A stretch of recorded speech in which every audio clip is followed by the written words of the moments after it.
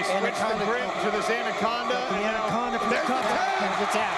Magomed Umalatov in the first round. Magomed Umalatov is one of the most dominant fighters in the welterweight division, and we've seen that all the way through his PFL career. Now we're going to pick this fight up against Brennan Ward in this half guard position.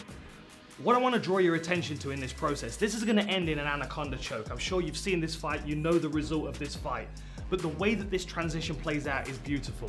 Umalatov allows his opponent to move on his terms. He tangles him up and he slows him down, and he stays clamped onto things for just a little bit longer so he can force his opponent to slow down into positions where he can capitalize. I'll show you what I mean.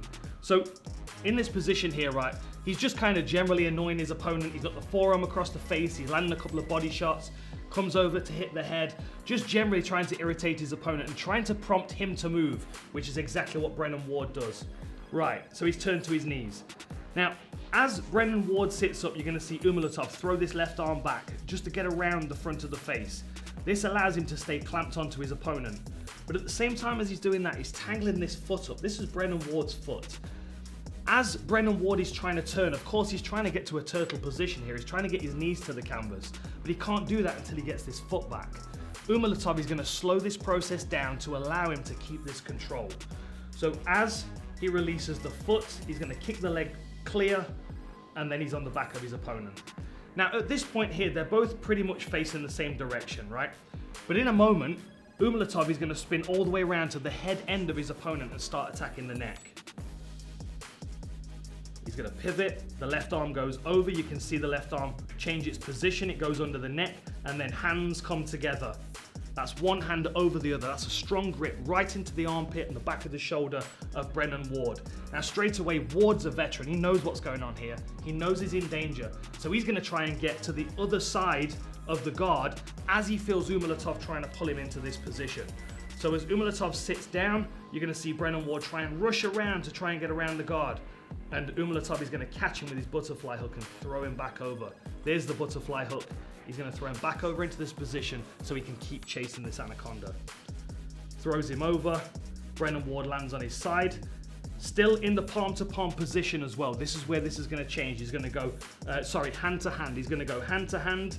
Then he's going to go hand to bicep. And then he's going to lock in this figure four position. You can now start to see Brennan Ward's getting a bit uncomfortable here. There's a lot of pressure on him in this position. He's feeling the squeeze on his neck. He's feeling the pressure on the back of his head. And that's where the tap is. But if we just for a moment look at the pressure in this position, we've got squeeze from the top, we've got squeeze from the bottom, and then we've got drive from the body as well. So three different directions are compressing into the neck and the shoulder of Brennan Ward. And the real danger here is this small space where the shoulder of Brennan Ward is now starting to meet his neck. It's starting to drive into the carotid artery and cut off his breathing, cut off his blood supply. And by Umalatov walking towards the hips of Brennan Ward, he's constantly keeping this squeeze, this motion in play. You can see he slowly walks towards the body of his opponent and Brennan Ward taps. He can no longer deal with this pressure. Here's the top position. Look, we see the kick over from the butterfly hook. There's the figure four position. And then Umalatov's going to move himself in that direction and put pressure on the back of the head. And there's that gap right there, look. You can even see it closing down.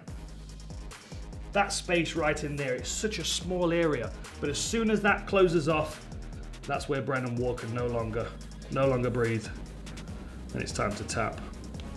What a beautiful submission.